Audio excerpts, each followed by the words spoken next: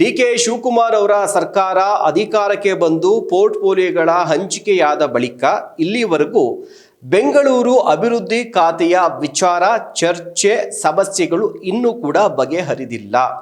ಸದ್ಯಕ್ಕೆ ಈ ಒಂದು ಖಾತೆಯನ್ನ ಕೃಷ್ಣ ಬೈರೇಗೌಡರಿಗೆ ಕೊಡಲಾಗಿದೆ. ಆದರೆ ಕೃಷ್ಣ ಬೈರೇಗೌಡರವರು ಈಗಲೂ ಕೂಡ ಅಸಮಾಧಾನವನ್ನು ಹೊಂದಿ ಇವತ್ತು ದೆಹಲಿಗೆ ಹೋಗಿದ್ದಾರೆ. ಹೈಕಮಾಂಡ್ ನಾಯಕರ ಜೊತೆಯಲ್ಲಿ ಒಂದಷ್ಟು ಮಾತುಕತೆಯನ್ನ ಇರೋ ಸಮಸ್ಯೆನ ಬಗೆಹರಿಸಿ ಅಂತ ಹೇಳಿ ಅದರ ಬಗ್ಗೆ ಮಾತನಾಡ್ತೀನಿ. ಆದರೆ ಈ ಬೆಂಗಳೂರು ಅಭಿವೃದ್ಧಿ ಖಾತೆ ಈಗಿಂದಲ್ಲ, 2023ರಿಂದಲೇ ಶುರುವಾಯಿತು. ಅದನ್ನು ಹೇಳದೆ ಮುಂದಕ್ಕೆ ಹೋಗೋದ್ರಲ್ಲಿ ಅರ್ಥ ಇಲ್ಲ. ಆ ಕಾರಣಕ್ಕೋಸ್ಕರ ಒಂದು ಸಣ್ಣ ರೀಕ್ಯಾಪನ್ನು ಮಾಡೋಣ. 2023ರಲ್ಲಿ ಸಿದ್ದರಾಮಯ್ಯ ಅವರ ಸರ್ಕಾರ, ಕಾಂಗ್ರೆಸ್ ಸರ್ಕಾರ ಅಧಿಕಾರಕ್ಕೆ ಬರುತ್ತೆ, ಸಿದ್ದರಾಮಯ್ಯ ಅವರು CM ಆಗ್ತಾರೆ. ಆಗ ಈ ಒಂದು ಖಾತೆಯನ್ನು ರಾಮಲಿಂಗಾರೆಡ್ಡಿ ಅವರಿಗೆ ಕೊಡ್ತೀನಿ ಅನ್ನುವಂಥ ಮಾತುಕತೆ ಆಗಿತ್ತಂತೆ. ಆದರೆ ಡಿ.ಕೆ. ಶಿವಕುಮಾರ್ ಅವರು DCM ಆಗಿ ಬೆಂಗಳೂರು ಅಭಿವೃದ್ಧಿ ಖಾತೆ ನನಗೆ ಬೇಕು ಅಂತ ಇಟ್ಕೊತಾರೆ. ಆಗ ರಾಮಲಿಂಗಾರೆಡ್ಡಿ ಅವರಿಗೆ ಟ್ರಾನ್ಸ್ಪೋರ್ಟ್ ಏನೊಂದು ಸಾರಿಗೆ ಖಾತೆಯನ್ನು ಪೋರ್ಟ್ಫೋಲಿಯೋನ ಕೊಡಲಾಗುತ್ತೆ. ರಾಮಲಿಂಗಾರೆಡ್ಡಿ ಅವರು ಒಪ್ಪೋದಿಲ್ಲ. ಆಗ ಸ್ವತಃ ಡಿ.ಕೆ. ಶಿವಕುಮಾರ್ ಹಾಗೂ ಡಿ.ಕೆ. ಸುರೇಶ್ ಅವರೇ ರಾಮಲಿಂಗಾರೆಡ್ಡಿ ಮನೆಗೆ ಒಂದಲ್ಲ 2 ಸರಿ ಹೋಗಿ ಅವರಿಗೆ ಮುಜರಾಯಿ ಖಾತೆಯನ್ನು ಹೆಚ್ಚುವರಿಯಾಗಿ ಕೊಟ್ಟು ಸಮಾಧಾನವನ್ನು ಮಾಡ್ತಾರೆ. ಆಗ ಡಿ.ಕೆ. ಶಿವಕುಮಾರ್ ಒಂದು ಮಾತನ್ನು ಕೊಟ್ಟಿರ್ತಾರೆ, 2.5 ವರ್ಷ ಆದಮೇಲೆ ನಾನು CM ಆಗ್ತೀನಿ, ಆಗ ಖಂಡಿತವಾಗ್ಲೂ ನಿಮಗೆ ಬೆಂಗಳೂರು ಅಭಿವೃದ್ಧಿ ಖಾತೆಯನ್ನು ಕೊಡ್ತೀನಿ ಅಂತ ಹೇಳಿದ್ರಂತೆ. ಅದನ್ನು ಸ್ವತಃ ಡಿ.ಕೆ. ಶಿವಕುಮಾರ್ ಅವರು ಕೂಡ ಹೇಳಿದ್ದಾರೆ, ರಾಮಲಿಂಗಾರೆಡ್ಡಿ ಕೂಡ ಹೇಳಿದ್ದಾರೆ. ಆದರೆ ಅದು ಕೊಡಲಿಲ್ಲ, ನನಗೀಗ ಜಲಸಂಪನ್ಮೂಲ ಕೊಟ್ಟಿದ್ದಾರೆ, ನನಗೆ ಅದೇ ಖಾತೆ ಬೇಕು ಅಂತ ರಾಮಲಿಂಗಾರೆಡ್ಡಿ ಅವರು ರಿಸೈನ್ ಕೂಡ ಮಾಡಿದ್ರು. ಅದಾದಮೇಲೆ ಆ ರಿಸೈನನ್ನು ವಾಪಸ್ಸನ್ನು ಪಡ್ಕೊಂಡು ಸದ್ಯ ಇದನ್ನು ನಾನು ನಿರ್ವಹಣೆ ಮಾಡ್ತೀನಿ, ಇದೇ ಖಾತೆಯನ್ನು ನನಗೆ ಕೊಟ್ಟರು ಬೇಡ ಅನ್ನುವಂಥ ಮಾತನ್ನು ಹೇಳಿದ್ದಾರೆ. ಆದರೆ ಈಗ ಈ ಖಾತೆಯನ್ನು ಕೃಷ್ಣ ಬೈರೇಗೌಡರು ಕೊಡಲಾಗಿದೆ. ಕೃಷ್ಣ ಬೈರೇಗೌಡರವರು ಈ ಹಿಂದೆ ಕಂದಾಯ ಸಚಿವರಾಗಿದ್ದರು, ಒಳ್ಳೆ ರೀತಿಯಾದಂಥ ಕೆಲಸವನ್ನು ಮಾಡಿದ್ರು. ಕೃಷ್ಣ ಬೈರೇಗೌಡರವರು ಈ ಹಿಂದೆ ಸಿದ್ದರಾಮಯ್ಯ ಸರ್ಕಾರದಲ್ಲೂ ಕೂಡ ಹೇಳಿದರು, ನಾನು ಯಾವುದೇ ಖಾತೆಯನ್ನು ಕೂಡ ಕೇಳಿಲ್ಲ, ಸಚಿವ ಸ್ಥಾನವನ್ನೇ ನಾನು ಕೇಳಿರಲಿಲ್ಲ, ಕೊಟ್ಟರು ನಾನು ನಿಭಾಯಿಸ್ತಿದ್ದೀನಿ ಅಂತ ಹೇಳಿ. ಆದರೆ ಕೃಷ್ಣ ಬೈರೇಗೌಡರಿಗೆ ಈ ಖಾತೆಯನ್ನು ಕೊಡೋದಕ್ಕೆ ಕಾರಣ ಯಾರು? ಕಾರಣ ಬೇರೆ ಯಾರು ಅಲ್ಲ, ರಾಹುಲ್ ಗಾಂಧಿ.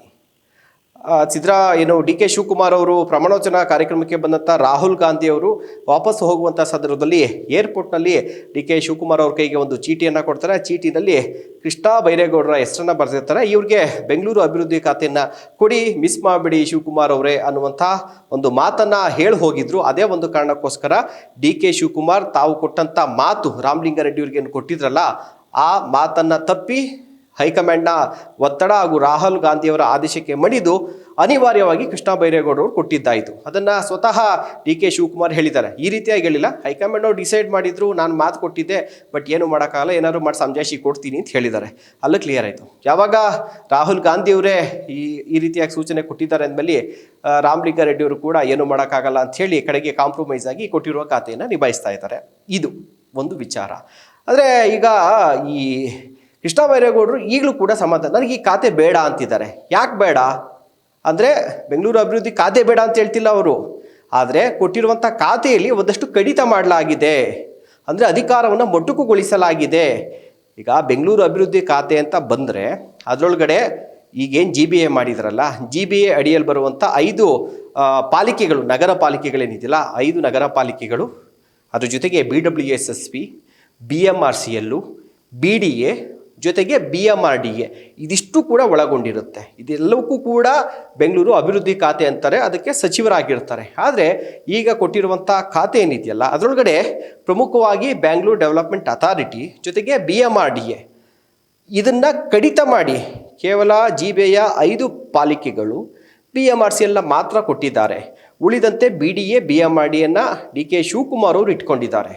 ಹೀಗಾಗಿ ಕೊಟ್ಟರೆ ನನಗೆ ಪೂರ್ತಿ ಕೊಡಿ. ಏಕೆಂದರೆ ಈಗ GBA ಈ ನಗರ ಪಾಲಿಕೆಗಳು ಕೊಟ್ಟಿದ್ದಾರೆ ಅಂತಂದ್ರೆ 5, ಅಲ್ಲಿ ಬರೀ ಕಸ ಎತ್ತುವಂಥದ್ದು, ಜೊತೆಗೆ ಗುಂಡಿಗಳನ್ನ ಮುಚ್ಚುವಂಥದ್ದು, ಮಳೆ ಬಂದಾಗ ಅದಕ್ಕೆ ಪರಿಹಾರಗಳು, ಜೊತೆಗೆ ಈ ಬೆಂಗಳೂರಿನ ಸ್ವಚ್ಛತೆ, ಈ ರೀತಿಯಾಗಿ ಇರುತ್ತಷ್ಟೇ.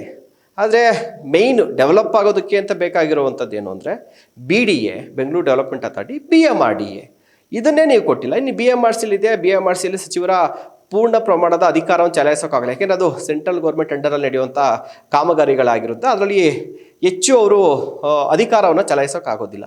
ಡೆವಲಪ್ಮೆಂಟ್ ಎಲ್ಲಿ ಮಾಡಲಿ, ಬೆಂಗಳೂರು ಅಭಿವೃದ್ಧಿ ನಾನು ಎಲ್ಲಿ ಮಾಡೋಕ್ಕಾಗತ್ತೆ? ಬರೀ ರಸ್ತೆಗಳನ್ನ ಗುಂಡಿಗಳನ್ನ ಮುಚ್ಚಿಸೋದು, ಟಾರ್ ಹಾಕ್ಸೋದು, ಅಥವಾ ಡ್ರೈನೇಜ್ ಕ್ಲೀನ್ ಮಾಡಿಸೋದು, ಕಸಗಳನ್ನ ಎತ್ತಿಸೋದು, ಇದೇ ಆಗೋಗ್ಬಿಡುತ್ತೆ.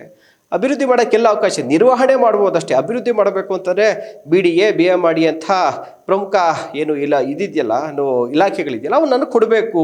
ಅದನ್ನು ಬಿಟ್ಟು ನೀವು ಬರೀ ಇಷ್ಟನ್ನು ಮಾತ್ರ ಕೊಟ್ಟಿದ್ದೀರಾ. DK ಶಿವಕುಮಾರ್ ಮಾತ್ರ ಅದನ್ನ ಇಟ್ಕೊಂಡ್ಬಿಟ್ಟಿದ್ದಾರೆ. ಹೀಗಾಗಿ ನನಗೆ ಅದನ್ನು ಕೊಟ್ಟರೆ ಈ ಖಾತೆ ನೀವು ನಿರ್ವಹಿಸ್ತೀನಿ ಅಂತ ಹೇಳಿ ಅವರು ಹೇಳಿದ್ದಾರೆ. DK ಶಿವಕುಮಾರ್ ಅವರು ಸದ್ಯ ಇನ್ನೂ 20 ಮಿನಿಸ್ಟರ್ಗಳಿಗೆ ಖಾತೆಗಳನ್ನ ಹಂಚಿಕೆ ಮಾಡಬೇಕು, ಆಗ ನಾನೇನೊಂದು ಹೆಚ್ಚು ಕಮ್ಮಿ ಮಾಡಿ ನಿಮಗೆ ಕೊಡ್ತೀನಿ, ಅಲ್ಲಿವರೆಗೂ ವೆಯ್ಟ್ ಮಾಡಿ ಅಂತ ಹೇಳಿದ್ದಾರೆ. ಆದರೆ ಕೃಷ್ಣ ಬೈರೇಗೌಡರು ಅದನ್ನು ಒಪ್ಪೋದಕ್ಕೆ ಸಿದ್ಧ ಇಲ್ಲ.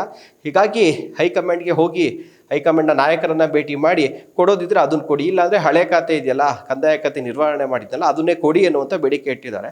ಸದ್ಯ ಪರಮೇಶ್ವರ್ ಅವರು ಕೂಡ 2023ರಲ್ಲೇ ಕಂದಾಯ ಖಾತೆಗೆ ಬೇಡಿಕೆ ಇಟ್ಟಿದ್ರು, ಕೊಟ್ಟಿರಲಿಲ್ಲ. ಈಗ ಪರಮೇಶ್ವರ್ ಅವರಿಗೆ DCM ಜೊತೆ ಖಾತೆಯನ್ನು ಕೊಟ್ಟಿದ್ದಾರೆ. ಯಾವುದೇ ಕಾರಣಕ್ಕೂ ಅವರಿಂದ ಖಾತೆಯನ್ನು ವಾಪಸ್ ಕಿತ್ಕೊಂಡು ಇವರು ಕೊಡೋಕ್ಕಾಗೋದಿಲ್ಲ. ಹೀಗಾಗಿ ಹೈಕಮಾಂಡ್ಗೆ ಹೋಗಿ ರಾಹುಲ್ ಗಾಂಧಿಯವರು ಮತ್ತು ಕೃಷ್ಣ ಬೈರೇಗೌಡರಿಗೂ ತುಂಬ ಒಂದು ಒಳ್ಳೆ ಫ್ರೆಂಡ್ಶಿಪ್ ಇದೆ. ಹೀಗಾಗಿ ಕೃಷ್ಣ ಬೈರೇಗೌಡರು ಒಳ್ಳೆ ಡೈರೆಕ್ಟಾಗಿ ಹೈಕಮಾಂಡ್ನ ನೆಟ್ವರ್ಕಲ್ಲಿ ಇರುವಂಥ ನಾಯಕರು, ಹೆಚ್ಚಿಗೆ ತೋರಿಸ್ಕೊಳೋದಿಲ್ಲ.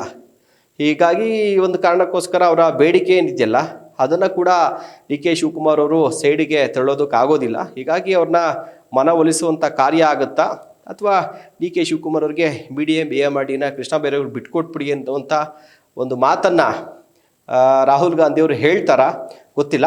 ಒಟ್ಟಾರೆಯಾಗಿ ಇನ್ ಕೇಸ್ ಏನಾದರೂ ರಾಹುಲ್ ಗಾಂಧಿಯವರು ಬೆಂಗಳೂರು ಅಭಿವೃದ್ಧಿ ಖಾತೆಯನ್ನು ಇವರು ಕೊಡಿ ಅಂತ ಹೇಳ್ತಿದ್ರೆ, ರಾಮಲಿಂಗಾರೆಡ್ಡಿ ಅವರಿಗೆ DK ಶಿವಕುಮಾರ್ ಮಾತನ್ನು ಕೊಟ್ಟಿರಲಿಲ್ಲ ಅಂತಂದಿದ್ರೆ, ಖಂಡಿತವಾಗ್ಲೂ ಈ ಬೆಂಗಳೂರು ಅಭಿವೃದ್ಧಿ ಖಾತೆ ಇದೆಯಲ್ಲ ಇದನ್ನು DK ಶಿವಕುಮಾರ್ ಅವ್ರ ಮುಖ್ಯಮಂತ್ರಿಗಳೇ ಸ್ವತಃ ಆ ಒಂದು ಖಾತೆಯನ್ನು ಇಟ್ಕೊಳ್ತಾ ಇದ್ರು ಅನ್ನೋದ್ರಲ್ಲಿ ಯಾವುದೇ ಅನುಮಾನ ಇಲ್ಲ.